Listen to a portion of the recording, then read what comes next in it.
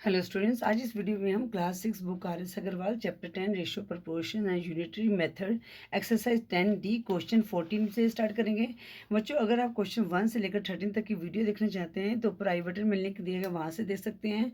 बच्चों, अगर आप एक्सरसाइज 10A, B, C की वीडियो देखना चाहते हैं तो वीडियो के एंड स्क्रीन में चैप्टर 10 की प्ले का लिंक दिया गया, वहाँ से देख सकते हैं।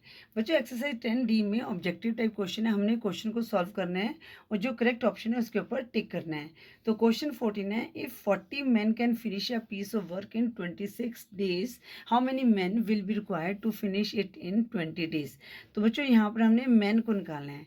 क्वेश्चन कह रहा है कि 40 मैन किसी काम को 26 डेज में करते हैं और कहते हैं कि 20 अगर वही उसी काम को 20 डेज में करें तो कितने मैन की रिक्वायर्ड है।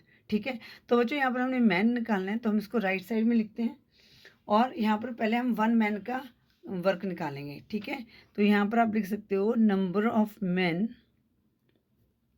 Required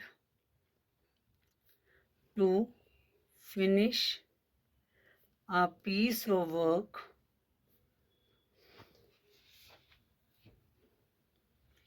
in 26 days. ठीक है, तो कितने मैन की रिक्वायरमेंट है? 40 मैन की। ठीक है, अब पहले हम 1 का निकालेंगे तभी हम 20 डेज का निकाल सकते हैं। तो हम लिखेंगे यहाँ पर number of man required to finish a piece of work in 1 day. अब बच्चों देखो, यहाँ पर ज़्यादा का दिया हुआ है, हमने अब कम का निकालना है, तो हम क्या करेंगे? मल्टीप्लाई करेंगे। तो 40 मल्टीप्लाई 26 मैन आ जाएगा। तो यहाँ पर हम मल्टीप्लाई भी कर सकते हैं, पर मैंने आपको क्या कहा था कि करने की जरूरत नहीं, क्योंकि हमें आगे काटना पड़ेगा। ठीक है ना, 20 डेज है। Number of man required to finish a piece of work in 20 days. तो 40 इंटू 26 अपॉन 20, 0 से 0 कट गई, 2 2 ज़ा 4, 26 इंटू 2 कितना आएगा? 52 मैन। ठीक है, अब ये कौन से ऑप्शन में है? 52 ए ऑप्शन में है, तो 14 की करेक्ट ऑप्शन क्या होगी बच्चों? ए होगी। अब हम करते हैं क्वेश्चन 15। देखो बच्चों, अगर आपको मतलब ऑब्जेक्टिव टाइप नहीं आया तो आपने इस तरह से ही इसको सॉल्व करना है। ठीक है, अब है क्वेश्चन 15 क्या है?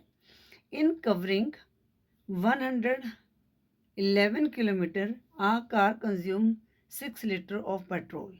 How many kilometre will it go in 10 litres of petrol? ठीक है, अब वो मतलब कि क्वेश्चन क्या कह रहे हैं कि जब कार 111 किलोमीटर चलती है, मतलब 111 किलोमीटर चलती है, तो वो कितना पेट्रोल कंज्यूम करती है? 6 लीटर ऑफ पेट्रोल। ठीक है, अब वो कहते हैं कि 10 लीटर्स में वो कितने किलोमीटर चलेगी। ठीक है, तो हमने क्या निकालना है? ये उसका डिस्टेंस को निकालना है। ठीक है, तो हम डिस्टेंस को हम किस साइड लिखेंगे? राइट साइड लिखेंगे। तो यहाँ पर आप लिख सकते हो a car consume 6 litre of petrol. A car consume 6 liter of petrol, 6 liter of petrol equal to 111 kilometre. ठीक है, 111 किलोमीटर। तो अब हम निकालते हैं 1 litre. A car consume 1 litre of petrol, तो क्या करेंगे? 111 अपॉन 6 किलोमीटर आ गया। हमें 10 लीटर का निकालना है, तो हम लिखेंगे then a car will consume, ठीक है, 10 litre of petrol 111 upon 6 into 10। 2 5 ज़ा 10, 2 3 ज़ा 6, 111 आता है 3 के लिए में, 3 2 3 3 ज़ा 9, हाँ 3 3 ज़ा 9, रिमाइंडर 2 21, 3 7 ज़ा 21, तो 5 3 ज़ा 15, 5 1 कैरी, 5 3 नहीं 5 7 ज़ा 35, 5 7 35, 5 3 कैरी, 5 3 ज़ा 15 प्लस 3 18। ठीक है ना, 185 किलोमीटर इसका आंसर आया। अब ये देखते हैं ये ऑप्शन में है कि नहीं है। ये बी ऑप्शन में है बच्चों।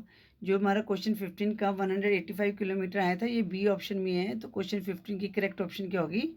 बी होगी। अब हम करते हैं क्वेश्चन जो 14 थे उसकी करेक्ट ऑप्शन क्या थी? ए, और क्वेश्चन 15 की बी है। अब हम करते हैं क्वेश्चन 16। क्वेश्चन 16 है, इन अ fort 550 men had provision for 28 days. How many days it last for 700 men? अब क्वेश्चन कह रहे हैं कि किसी मतलब कि फोर्ट में 550 मैन के लिए खाने का प्रोविज़न है, वो 28 डेज़ के लिए है। अगर 700 मैन हैं तो वो कितने मतलब कि कब तक चलेगा?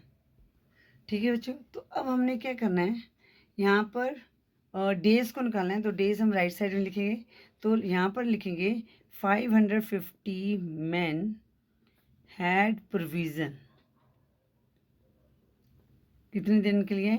28 डेज़ के लिए। ठीक है, तो मैंने क्या कहा था आपको, 1 का निकालना पड़ेगा। तो बच्चों ये ज़्यादा का दिया गया है, 1 मैन हैड प्रोविज़न, तो हम क्या करेंगे 550 को 28 से मल्टीप्लाई करेंगे। ठीक है, हमें क्या निकालना है, 700 मैन का मैन आएगा यहाँ पर।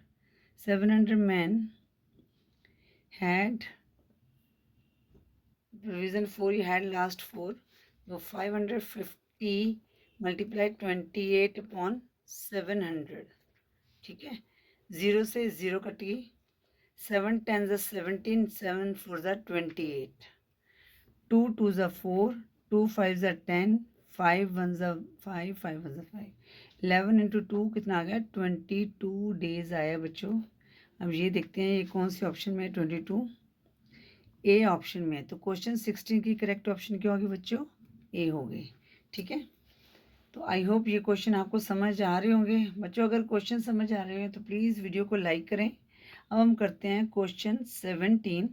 एक मिनट बच्चों, अपनी बुक ओपन कर लो अगर आपको क्वेश्चन नज़र नहीं आ रहा, क्योंकि इस तरह से आप अपनी क्वेश्चन जो है क्वेश्चन अपनी बुक में से देख सकते हैं। क्वेश्चन 17 है, the angles of a triangle are in the ratio 3:1:2। The measure of the largest angle निकालना है। ठीक है, तो रेशियो ऑफ एंगल्स क्या है, ratios of angles of a triangle 3:1:2 है। ठीक है, तो हम यहाँ पे लिख देते हैं, let the angles of a triangles are 3x 1x and 2x। ठीक है, अब यहाँ पर क्या बोला गया है कि largest measurement of largest angle निकालना है। अब बच्चों हमें पता है जो एंगल्स होते हैं ना, जैसे ये ट्राइंगल के, इनका जो सम कितना होता है 180 डिग्री होता है। ये 1 2 3 एंगल है, तो हमें पता है कि इनका जो सम है वो कितना होता है 180 डिग्री होता है। मतलब कि 3x + 1x + 2x = 180 डिग्री। तो इनको ऐड करेंगे, 3 + 1 4 + 2 6x आ गया = 180, x = 180/6, तो कितना आ जाएगा 6 3 ज़ा 18 30 आ गया। तो पहला एंगल कितना था 3x, तो 3 × 30 90 डिग्री आ गया। तो दूसरा एंगल है 1x, तो ये कितना आ जाएगा 1 × 30 30 डिग्री। और तीसरा है 2x, तो 2 × 30 कितना आ गया 60 डिग्री। हमने क्या बताना है, लार्जेस्ट एंगल है, तो 90 से 30 और 60 में से लार्जेस्ट कौन सा है 90 डिग्री। अब ये देखते हैं ये कौन सी ऑप्शन में है, क्वेश्चन 17 बच्चों जो 90 डिग्री है ये सी ऑप्शन में है। ठीक है, तो क्वेश्चन की 17 की करेक्ट ऑप्शन क्या होगी, सी होगी। ठीक है बच्चों, तो अब हम करते हैं क्वेश्चन 18। क्वेश्चन 18 है, length and breadth of a rectangle field are in the ratio 5:4 if the width of the field is 36 metre, what its length. तो बच्चों लेंथ निकालनी है यहाँ पर भी, तो यहाँ पर भी हमें जो रेशियो के कितना दिया है, लेंथ एंड ब्रेथ का रेशियो कितना है, question 18 ratio of length and breadth. एक मिनट बच्चों, ये मुझे देखना पड़ेगा कितना है बच्चों, रेशियो कितना है 5:4 है। ठीक है, 5:4, तो हम क्या करेंगे, लिखेंगे let the length and breadth be 5x and 4x। अब यहाँ पर क्या है, विड्थ दी हुई है, जो ब्रेथ है ना वो दी गई है, वो कितनी दी गई है 36 मीटर दी गई है। इट मीन्स जो ब्रेथ है 4x है बच्चों, वो किसके इक्वल है 36 मीटर के इक्वल है। अब हम एक्स की वैल्यू निकालते हैं, 36/4, 4 9 36, ठीक है। तो 5 × 9, जो हमारी लेंथ थी कितनी थी, 5x थी, तो x की वैल्यू 9 है, तो 5 × 9 कितना है, 45 मीटर। तो अब ये हम देखते हैं ये कौन सी ऑप्शन में है। क्वेश्चन 18 का 45 मीटर बी ऑप्शन में है। तो क्वेश्चन 18 की करेक्ट ऑप्शन क्या होगी बच्चों, बी होगी, ठीक है बच्चों। 7 की हमारी कितनी थी, सी थी, कितना था ये 90 डिग्री। हाँ 17 की सी ऑप्शन है और 18 की हमारी है बी ऑप्शन, ठीक है। अब हम करते हैं क्वेश्चन 19। बच्चों क्वेश्चन 19 है, इफ़ अ बस covers 195 kilometre in 3 hours and a train covers 300 km in 4 hours, then the ratio of their speed is। अब बच्चों यहाँ पर ना जो दिया गया है बस का 3 आवर्स का दिया गया, ट्रेन का दिया गया 4 आवर्स का। पहले तो इनका हमने 1 का निकालना है, फिर इनकी स्पीड की रेशियो निकालनी है, ठीक है। तो पहले हम लिखेंगे यहाँ पर, तो हमने क्या निकालना है, स्पीड की रेशियो निकालनी है। तो हम लिखें यहाँ पर bus cover in 3 hours equal to 195 kilometre. तो बस कवर इन 1 आवर, तो कितना आ जाएगा 195/3। अब इसको आप काट सकते हो यहाँ पर, है ना। तो 3 6 18, 3 5 15, कितना आएगा 65 किलोमीटर, क्योंकि हमने रेशियो निकाली है उनकी स्पीड की, ठीक है। अब ट्रेन कवर्स इन 4 आवर्स कितना है 300 किलोमीटर।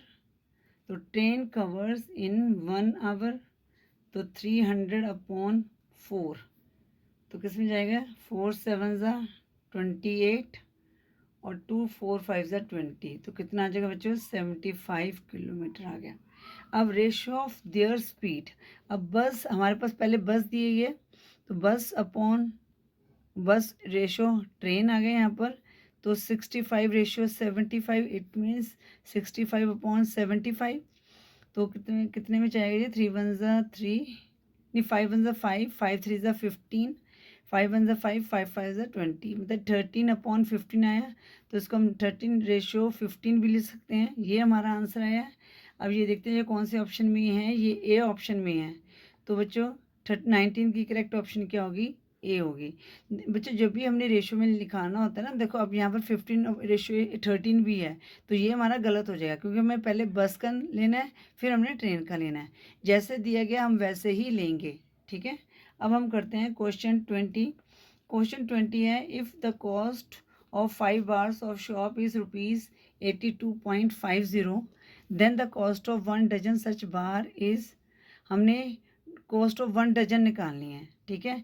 अब 1 डजन क्या होता है, 1 डजन इक्वल टू 12 होता है, ठीक है। तो हमारे पास हमने क्या निकालनी है, कॉस्ट निकालनी है, ठीक है। तो हम लिखेंगे यहाँ पर cost of 5 bars of shop, cost of 5 bars of shop, वो कितनी दी गई बच्चों, ₹82.50 दी गई है, ठीक है। अब निकालेंगे cost of 1 bar of shop, ज़्यादा की दी गई है, तो क्या करेंगे हम यहाँ पर डिवाइड करेंगे, ठीक है ना, क्योंकि हमने एक का निकालना है यहाँ पर, ठीक है। तो कि हम यहाँ पर डिवाइड करेंगे अपॉन 5 आ जाएगा यहाँ पर, ठीक है। देखो बच्चों अगर आपको यहाँ पर कन्फ्यूज़न लग रही है तो मैं दोबारा से बता देती हूँ। अब बच्चों यहाँ पर क्या है, हमारे पास 5 की शॉप 5 का दिया गया है, ठीक है ना, 5 की कॉस्ट दी गई है, ठीक है। हमने 1 की निकालनी है, जैसे हमारे पास है 5 की कॉस्ट कितनी आ गई, 5 आ गई। अगर हम 1 की निकालेंगे तो ऑब्वियसली हम क्या करेंगे, इसको 1 से डिवाइड करेंगे, ठीक है। इसलिए यहाँ पर मैं 1 से इसको डिवाइड जो है 5 से इसको डिवाइड कर रहे हैं, ठीक है। तब हमारे पास 1 शॉप की कॉस्ट निकल जाएगी। उसके बाद क्या है, कॉस्ट ऑफ 1 डजन, 1 डजन का इक्वल टू 12, तो यहाँ पर लिखेंगे cost of 12 bar of shop. तो अब इसको मल्टीप्लाई कर देंगे, जब हमारे पास एक की कॉस्ट आ जाएगी, 1 की कॉस्ट आ जाएगी, तो हम इसको मल्टीप्लाई करेंगे। तो ये हटा दिए तो 100 आ गया यहाँ पर, इंटू 12 आ गया, 0 से 0 कट गया, यहाँ नहीं ये तो पूरे ही है, तो यहाँ पर इसको काटेंगे, 5 1 ज़ा 5, 5 6 ज़ा 30, 5 5 ज़ा 25, ठीक है। फिर 2 6 ज़ा 12, 2 5 ज़ा 10, 5 3 ज़ा 15, 5 3 ज़ा 15। अब 33 इंटू 6 आ गया, तो 6 3 ज़ा 18, 8 1 कैरी, 6 3 18 प्लस 1 198 रुपीज़ आ गई, 12 जो है 1 डजन शॉप की, ठीक है। तुम्हारा आंसर तो 198 आ रहा है।